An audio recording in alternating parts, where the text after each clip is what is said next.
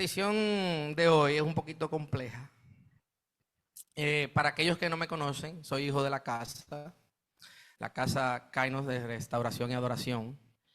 Mi nombre es Pedro Luis Ulloa. Y aquellos que nos visitan por primera vez, la casa le honra. Gracias por su visita. Para nosotros es un honor que ustedes estén aquí hoy y que sea de bendición, sobre todo la impartición. Lo primero que usted tiene que saber es que la impartición le sirve al que la da. Es el primero que debe de ponerse el sombrero con la impartición. Pero que usted pueda ver no quien imparte, sino lo que Dios quiere hacer en su vida para usted. Nosotros solemos preocuparnos por muchas cosas y aquellas cosas que tienen mayor valor a veces pasan por desapercibidas. Y esas cosas que pasan por desapercibidas puede ser que sean las de mayor valor para nosotros como persona, como parte de la sociedad. Pero el hombre, a raíz de lo que surgió en el Edén hace mucho tiempo atrás, ha querido complacer o cumplir con un rol que la sociedad ha establecido. Y nosotros, tratando de cumplir con ese rol que la sociedad, para cumplir, nos hemos olvidado del Creador. Y realmente vivimos una vida en dependencia nuestra, sin pensar si el Creador está a favor o no de lo que nosotros queremos hacer. El título es Infierno o Vida Eterna. Yo quería poner una imagen, pero es muy fea la del infierno. Y la verdad es que cuando piensas en esas cosas, te empiezas a cuestionar. Y son cuestionantes que yo me imagino que muchos de ustedes también la tienen. Yo voy a tratar de resumirlo en 3 partes. Cómo se produjo el pecado, cómo el hombre convive con el pecado, pero hay un plan de salvación de Dios para cada uno de nosotros, que depende exactamente igual que la decisión que tenía Adán y Eva en el Edén. Depende de usted si toma la decisión o no. Solo hay 2 cosas, hay luz y hay tiniebla. Usted no va a estar en el intermedio.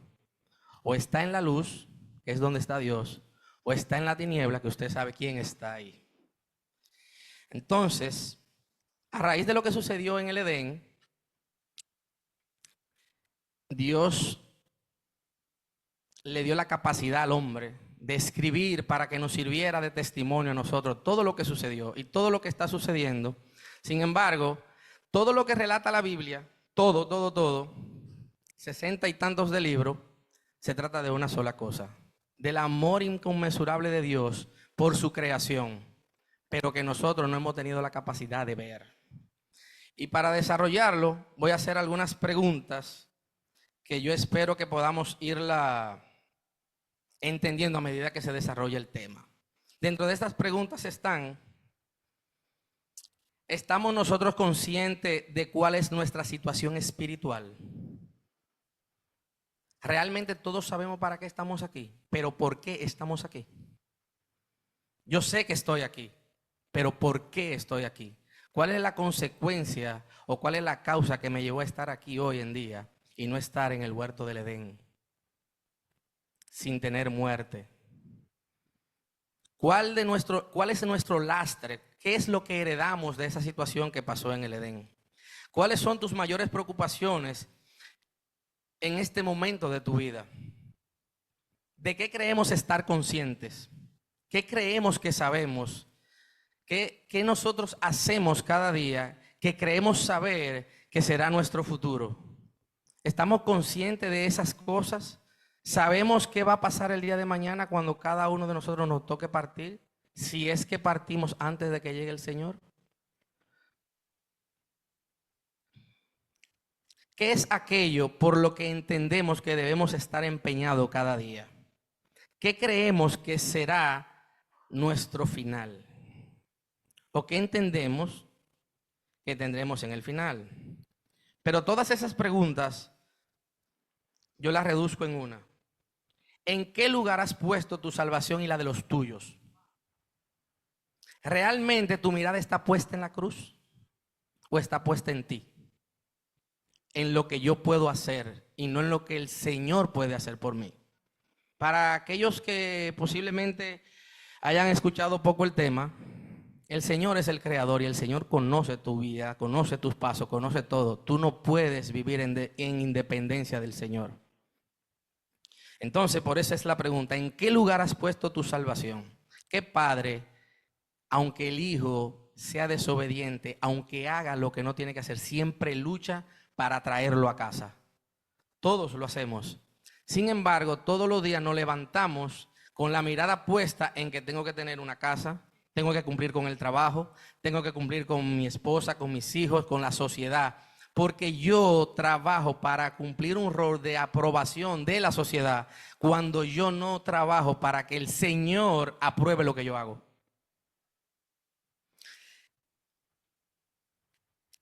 Cuando yo pongo al Señor en último escalón, mi vida puede ser complicada. Complicada porque puede ser que camine suave y creo que estoy bien, pero al final de mis días, ¿qué va a pasar de mi vida?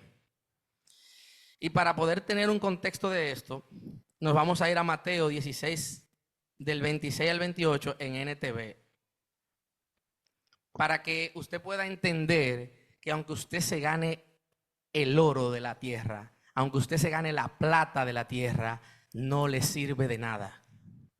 No importa todo lo que usted consiga en el aspecto terrenal, no le va a servir para una salvación. Con esto no te quiero dejar dicho que no trabaje, que no te preocupes por tu familia, pero tienes que poner en primer lugar a Dios. En su palabra establece que amarás a Dios sobre todas las cosas, más que a tu padre, más que a tu madre, y que amarás a tu prójimo como a ti mismo. Si yo no cumplo con eso, difícilmente voy a poder tener el entendimiento de lo que Dios quiere para mí. Pero en Mateo 16, del 26 al 28 dice: ¿y qué beneficio obtienes si ganas el mundo entero, pero pierdes tu propia alma? ¿Hay algo que valga más que tu propia alma? Yo creo que nada, pero nosotros solemos darle más valor, más prioridad a otras cosas. Le voy a poner un contexto rápido. Nosotros hicimos el de matrimonios, el retiro de matrimonio.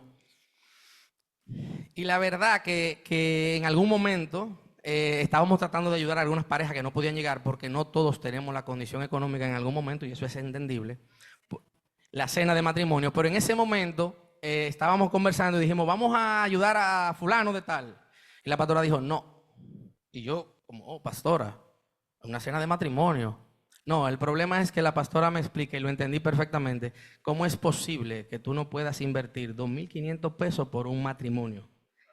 1.500, que es tu propio matrimonio. Si yo no tengo la capacidad económica, es entendible, pero aún teniendo la capacidad económica, no puedo yo hacer lo que tú no quieres hacer por tu matrimonio. Es imposible. Y ahí está la valorización que el ser humano le da a las cosas.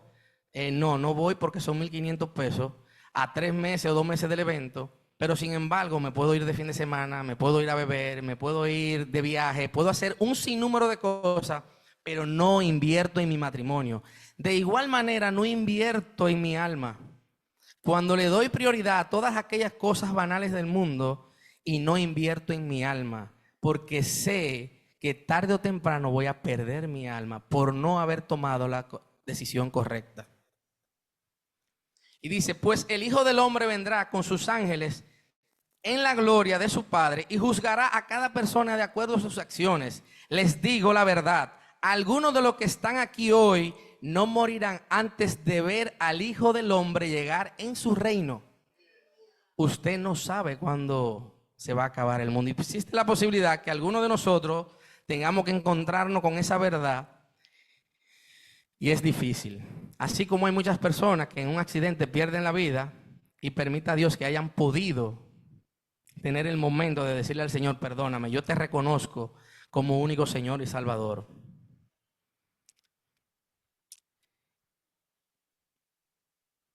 Es un poquito complejo. Para poder darle forma y contexto, necesitamos ver algunos de los versículos que nos sirven para guiarnos en el sentido de lo que pasó en el Edén. ¿Por qué estamos aquí? ¿Cuál es la razón de la que hoy estemos aquí? Reconociendo que nosotros necesitamos de Dios, pero que necesitamos de Jesucristo en la cruz para nosotros poder ser salvos. Porque hubo una muerte en el Edén, pero necesitamos que, a pesar de que nosotros podamos perecer, tener una vida eterna en Cristo Jesús. Y dice en Génesis 2 del 16 al 17, en Reina Valera, la mayoría mía son Reina Valera. Me pegué de Birmania, de la hermana Birmania. Y dice, y mandó Jehová Dios al hombre diciendo, de todo árbol del huerto podrás comer, mas del árbol de la ciencia del bien y del mal no comerás. Cuando Dios le dice no comerás, es como cuando usted le dice a su hijo, de lo que está en la despensa, cómete lo que quiera, menos del pan que es mío. O de aquella cosa, de lo que sea que usted le pone, usted le está dando un mandato. Y fue lo que el Señor le puso a Adán en el huerto del Edén y a Eva, un mandato. Le puso todo a su disposición, lo creó todo para ellos, pero sin embargo le dijo, de este árbol que tiene el conocimiento del bien y del mal, no comerás. Y en Génesis 3:6, de Reina Valera, la mujer vio que el fruto del árbol era hermoso.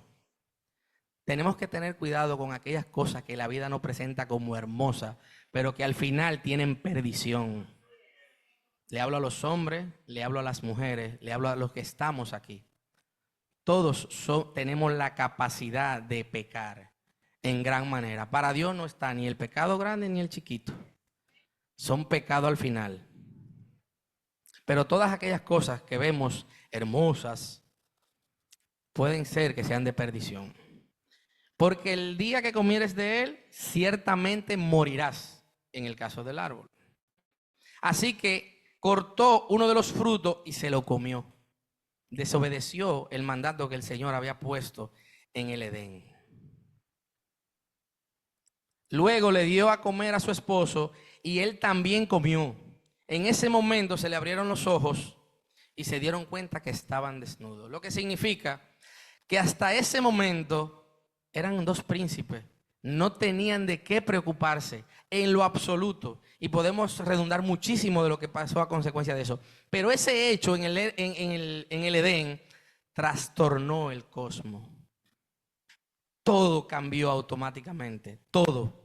Dice el Señor que se arrepintió en Noé de haber creado al hombre y tuvo dolor en su corazón. Y que iba a erradicar desde el hombre hasta las bestias, hasta los animales, porque tenía dolor el Señor. Y eso mismo sucedió en el huerto del Edén. Porque transgredimos al Señor. El Señor tiene una ley moral, lo que lo hace majestuoso, lo que lo hace que le demos toda la gloria y toda la honra. Cuando nosotros salimos de esa ley moral, que es todo aquello que es pecado, nosotros transgredimos al Señor.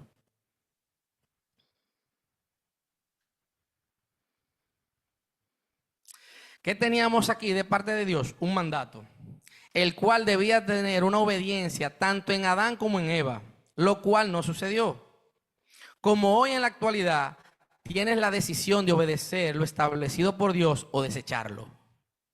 Nosotros tenemos un fruto prohibido todos los días y en nosotros está la decisión de si pecamos o no pecamos. La decisión es nuestra, exactamente igual como lo hicieron ellos. La diferencia es que ellos no heredaron.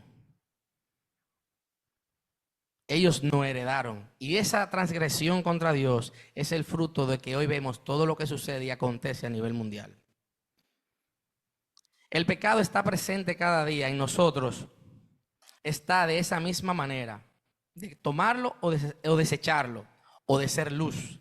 Cuando nosotros desechamos el pecado, somos luz, porque representamos esa ley moral de Dios y las personas pueden ver en nosotros ese poder que Jesucristo ejerce sobre nosotros, sobre la transformación y la renovación del entendimiento. Cuando yo veo algo que digo, no lo voy a hacer porque si lo hago, agredo a Dios. No lo voy a hacer para honrar el nombre de Dios. No lo voy a hacer porque mancho el nombre de Dios. Y en primera de todas, lo desobedezco. Y la desobediencia trae su consecuencia.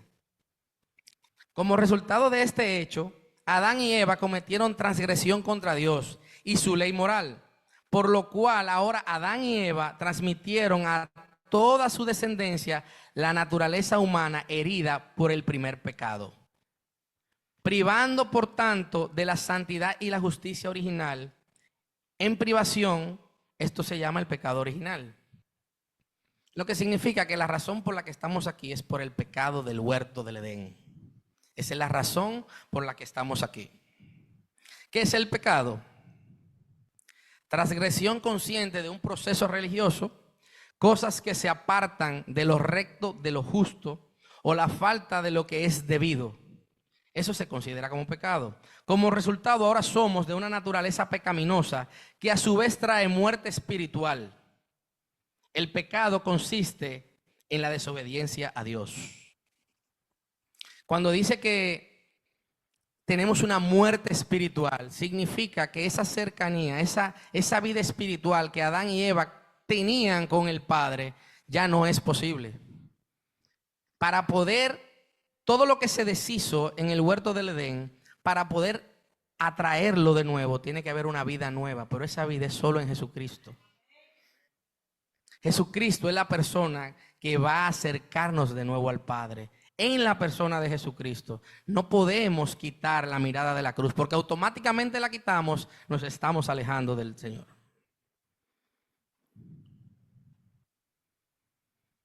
Vamos a ver qué dice en Romanos. Porque la paga del pecado es muerte, mas la dádiva de Dios es vida eterna en Cristo nuestro Señor Jesucristo.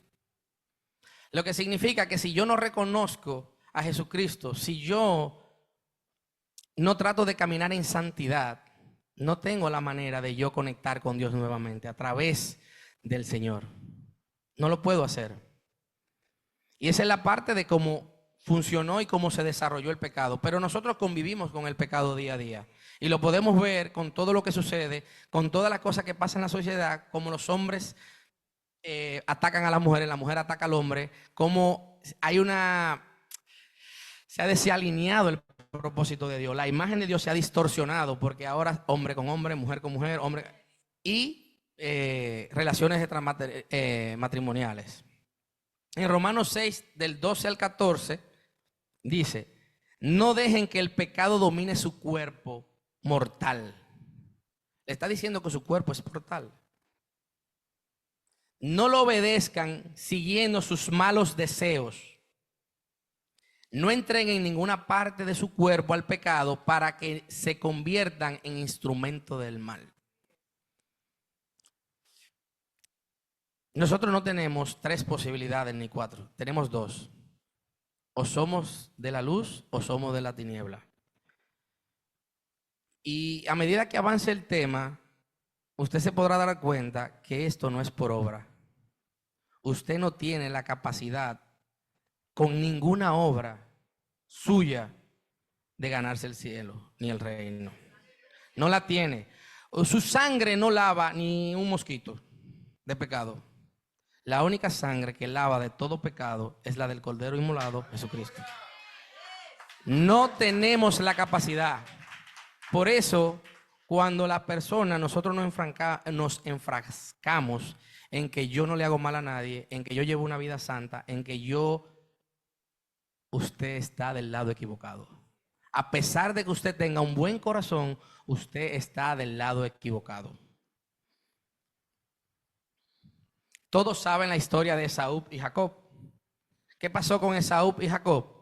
Que Esaú, que era el primogénito, tenía la bendición del padre. Pero Jacob se la cambió. Pero Jacob se la cambió por un plato de potaje porque él llegó cansado y abatido. Y Jacob le dijo: mira este potaje de lenteja aquí, te la cambio por tu primogenitura. Y se la cambió. Y la pregunta es: ¿estamos nosotros, al igual que Esaú, dispuestos a perder la vida eterna por los placeres del mundo? Todo lo que el Señor permitió que se escribiera en las Escrituras es para testimonio de nosotros, para que lo cojamos de ejemplo. Y lo que pasó con Esaú y Jacob puede ser que nosotros lo estemos replicando. Y estoy cambiando mi vida eterna por los placeres de la vida. Quédate con la pregunta y ve buscando una respuesta a medida que se desarrolle el tema. Tenemos en Primera de Juan, del 1 al 8, en Reina Valera: si decimos que no tenemos pecado, nos engañamos a nosotros mismos y la verdad no está en nosotros. ¿En qué nos convierte el pecado? Lo podemos mirar en Primera de Corintios del 6 al 9. ¿No sabéis que los injustos no heredarán el reino de Dios? ¿Cuáles son los injustos?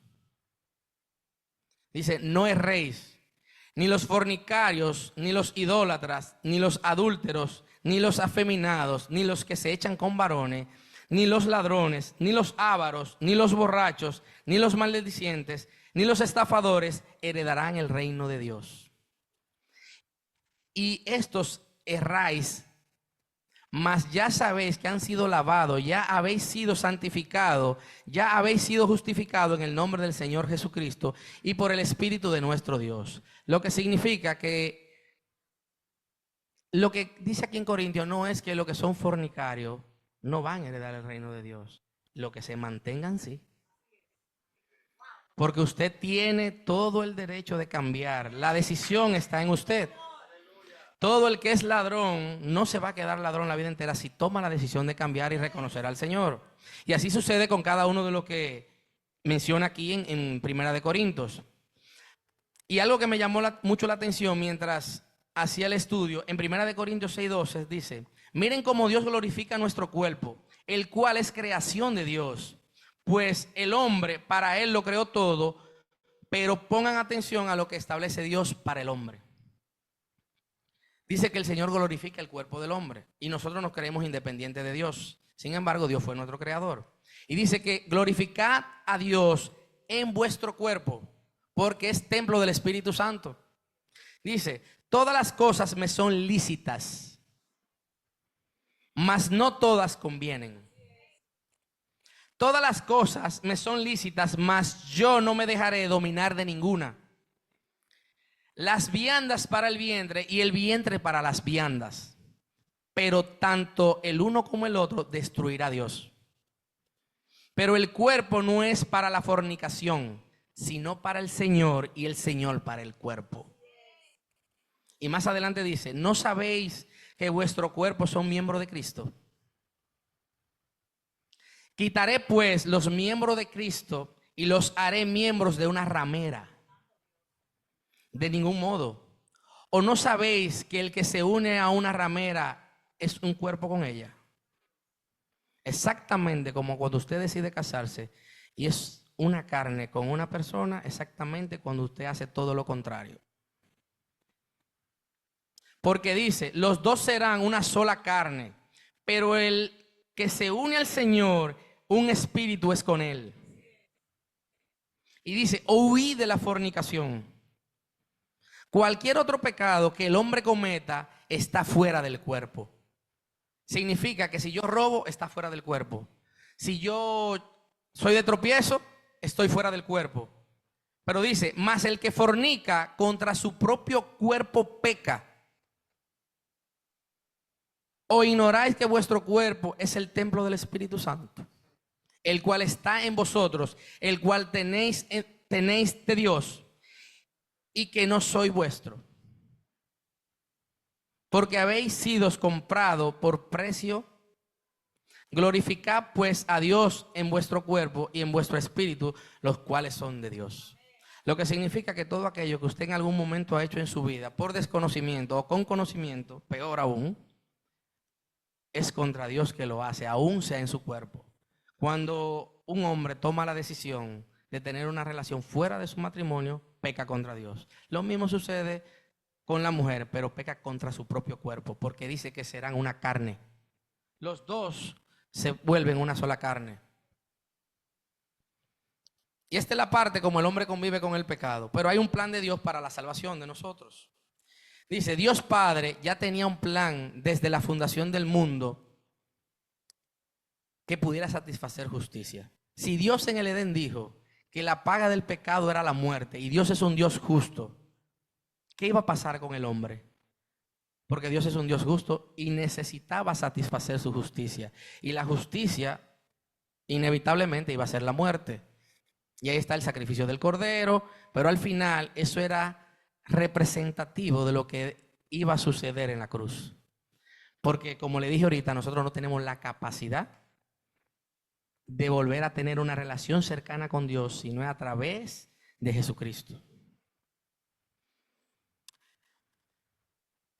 Satisfacer su justicia por el pecado, pero una vez la misericordia, este plan estaba concebido en la persona del Hijo de Dios, nuestro Señor Jesucristo, el cual mediante el sacrificio de la cruz para la expiación de los pecados, con el cual eliminamos el efecto del pecado, y el pecador arrepentidos puede reconciliarse con Dios a través de la persona de Jesucristo. En Apocalipsis 13:8, en Reina Valera dice: y lo adoraron todos los moradores de la tierra, cuyo nombre no estaban escritos en el libro de la vida del Cordero que fue inmolado desde el principio del mundo. Lo que significa que desde el principio del mundo ya Dios sabía que esto podía suceder o que iba a suceder. Y tenía su plan, que era el Hijo, en la persona del Hijo. Y más adelante usted podrá ver cuando nosotros, que yo en algún momento lo he dicho también, no, yo no tengo que congregarme, yo no tengo que convertirme porque yo hago el bien. Yo si veo a una gente hambrienta le doy el pan. Más adelante usted se dará cuenta que eso no es suficiente. El Hijo perfecto de Dios era el único calificado para consumar este acto, que aunque parecía cruel y terrible, pero es aquí donde se pone de manifiesto la bondad y el amor de Dios por cada uno de nosotros a través de la persona de Jesucristo. Yo estoy seguro que muchos vieron cuando Abraham subió o lo han leído con Isaac. Mire, eso de la boca para afuera todo el mundo lo cumple. De la boca para afuera yo no he oído a una gente que diga, yo no creo que tenga la capacidad de hacerlo. Pero Abraham confiaba en Dios y sí dependía de Dios, a diferencia de muchos de nosotros que creemos que somos autosuficientes en lo que hacemos. Y en Filipenses 2, del 7 al 11, en Reina Valera, hay un sacrificio de Dios con su Hijo para nosotros. Sino que se despojó de sí mismo tomando forma de siervo. O sea, Dios se despojó de sí mismo, tomando forma de siervo. Yo estoy seguro que si nosotros tenemos un hijo que represente algo que pueda ser beneficioso para nosotros, no lo vamos a sacrificar. Y menos Dios sabiendo el sacrificio que iba a haber en la cruz y lo que había previo a la cruz. Todo el castigo que había previo a eso. Dice, hecho semejante a los hombres y estando en la condición de hombre, se humilló a sí mismo, haciéndose obediente hasta la muerte y muerte de cruz. Por lo cual Dios también exaltó hasta lo sumo y le dio un nombre que es sobre todo nombre, para que en el nombre de Jesús se doble toda rodilla. De los que están en los cielos, en la tierra, debajo de la tierra, y toda lengua que confiese que Jesucristo es el Señor, para la gloria de Dios Padre. El que reconoce al Señor Jesucristo automáticamente camina en santidad, pero en la figura de Jesucristo. Usted no lo puede hacer usted solo. Y es la única manera de usted enlazar nuevamente con Dios Padre, es a través de la figura de nuestro Señor Jesucristo. Entonces viene la gracia de Dios. Ya vimos que se formó el pecado, cómo sucedió, cómo el hombre convive con el pecado y cómo está la gracia de Dios. Porque el pecado no se enseñoreará de vosotros, pues no está bajo la ley, sino bajo la gracia. Si fuera por ley, no hay forma de que usted lo cumpla. Le voy a poner los dos mandamientos principales. Amarás a tu Dios sobre todas las cosas, más que a tu padre y más que a tu madre. Ahí ya empezamos a tener problemas antes de ejecutarlo. Y dice que amarás a tu prójimo como a ti mismo. Si usted se pone a pensar las veces que usted no ha amado a su prójimo como usted mismo, es mejor no pensarlo. Solo por gracia somos salvos, porque por ley no había forma de llegar. En 1 Corintios del 15, de 20 al 22, en Reina Valera, hermana Birmania, Sí, sí. Mas Cristo ha resucitado de los muertos, primicia de los que durmieron es hecho. Porque por cuanto la muerte entró por un hombre, también por un hombre resucitan de los muertos. En el Edén tuvimos una muerte porque se cometió un pecado y necesitábamos nacer de nuevo. Pero de la única manera que aunque nosotros perezcamos o que nosotros mañana perdamos la vida por alguna razón, si estamos en Cristo Jesús tenemos ganancia, porque tenemos vida eterna.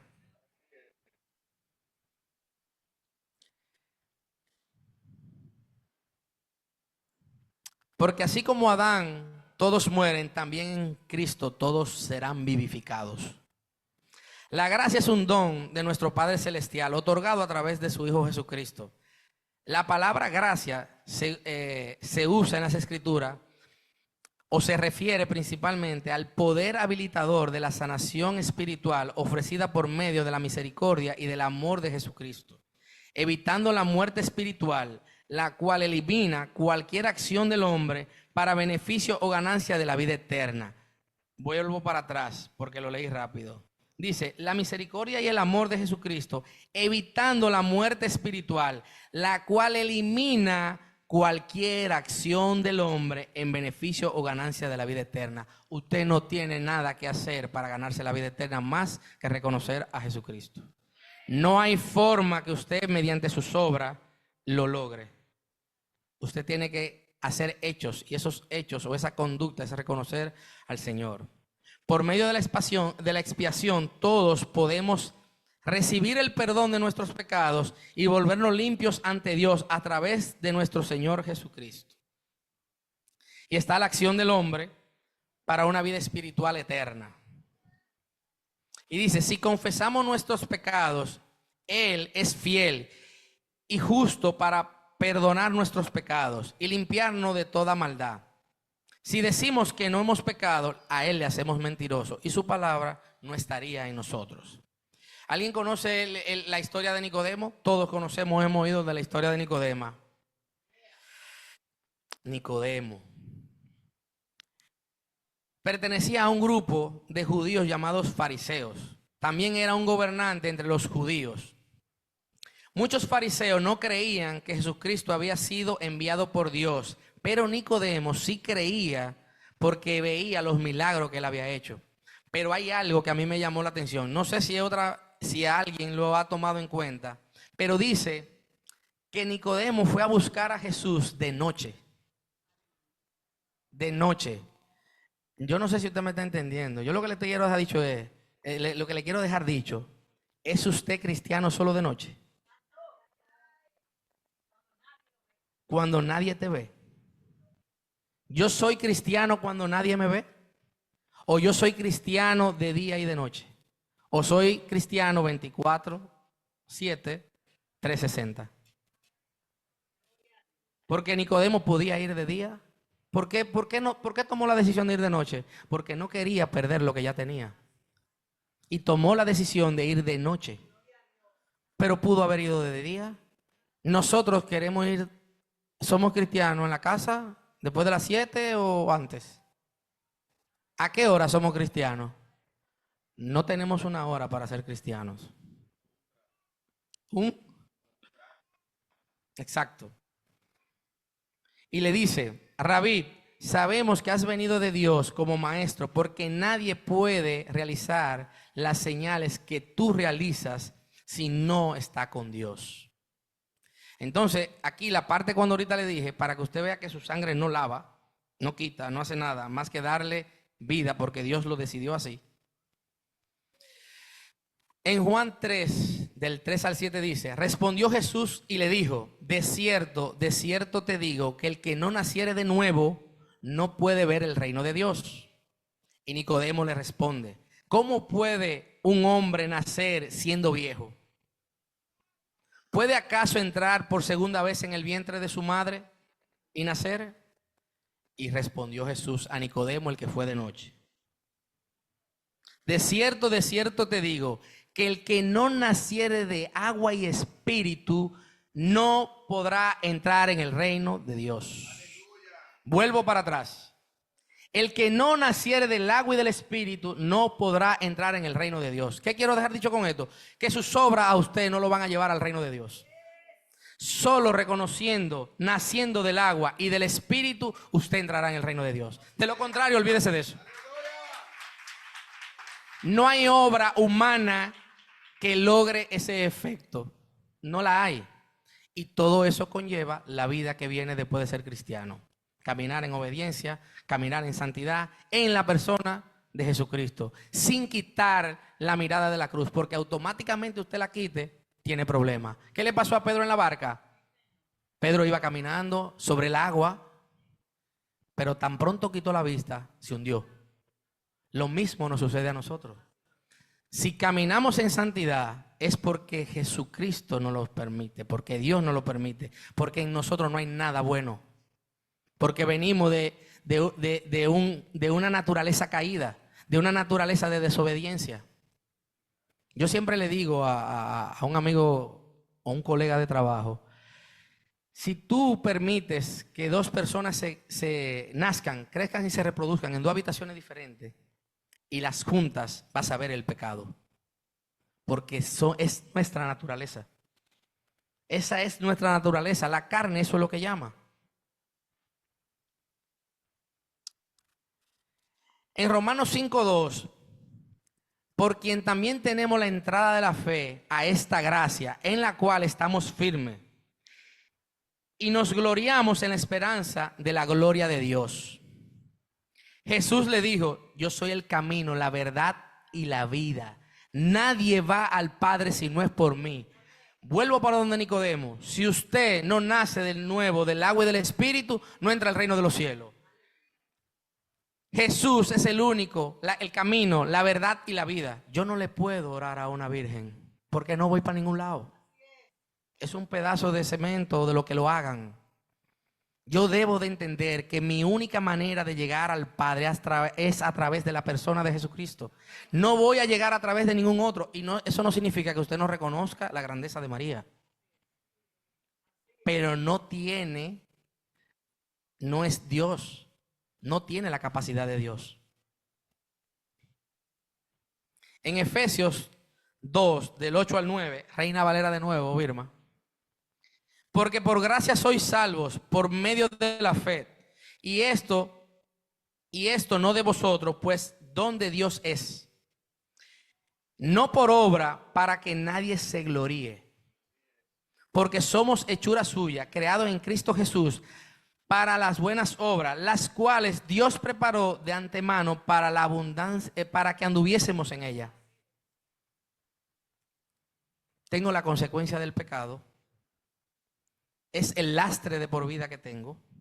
Pero la solución que tengo es reconocer a Jesucristo, naciendo del agua y del Espíritu, a través del camino que me conlleva Jesús a Dios. Es el único que lo puede hacer.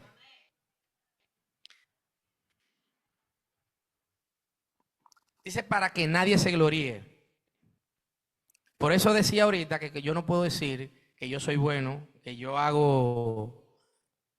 ayudo al prójimo y que esa obra Dios la va a ver en mí. Sí, tú tienes un muy buen corazón, pero tú no has reconocido a Dios. Y si realmente tú crees en Dios, tienes que reconocer a Dios. Y ojalá que el Señor pueda traer a cada uno de nuestros corazones ese entendimiento que nosotros podamos tener la renovación del entendimiento. Muchas veces la gente habla de la renovación del entendimiento, pero la gente no la entiende. La renovación del entendimiento significa que yo voy a caminar en la ley moral de Dios, que no voy a caminar fuera de ella. Y aún así, cuando caminare fuera de ella, me arrepentiré. Y tengo una última pregunta, porque ahora sí, hasta aquí casi me trajo Dios. Sí, me quedan. Ok. Hay algo que yo quiero que ustedes entiendan. Dios es un Dios de orden. Cuando Dios creó al hombre, Dios es padre. Y como padre va en rescate de su hijo. ¿Usted en rescate de quién va? ¿En rescate de quién usted va? Si el Señor rescató a su hijo del pecado, a nosotros, a su hijo no, a nosotros, mediante su hijo, ¿cuál es la herencia que usted le va a dejar a sus hijos? ¿Cuál es la herencia que usted como padre le va a dejar a sus hijos? Ustedes, los hombres que están aquí, los que son padres de familia, son los responsables de su familia. Somos nosotros los que le vamos a rendir cuenta a Dios por nuestros hijos. No es el vecino no estaba ahí cuando Dios venga. Cuando Adán y Eva pecaron, Dios no le preguntó a más nadie, le preguntó a ellos dos. No fue a preguntarle a más nadie. Y así como Dios ha sido responsable de su creación, nosotros de nuestra descendencia tenemos que ser responsables. Y en la palabra dice, instruye al niño en su camino y aun cuando fuere viejo no se apartará de él. Es nuestra responsabilidad educar cristianamente a nuestros hijos. Nosotros tenemos que invertir en el reino de Dios, en nuestra familia. Porque el enemigo todos los días invierte, 24/7. Todos los días usted ve matrimonios que se desaparecen, matrimonios que se pierden, leyes que se aprueban que van en contra de la visión de Dios. Y todo eso es planificado para hacer una destrucción de todo aquello que Dios creó. Porque hay una distorsión. Desde que el enemigo convenció a Eva, hay una distorsión de la verdad. Porque utilizó la verdad y la distorsionó y Eva le creyó.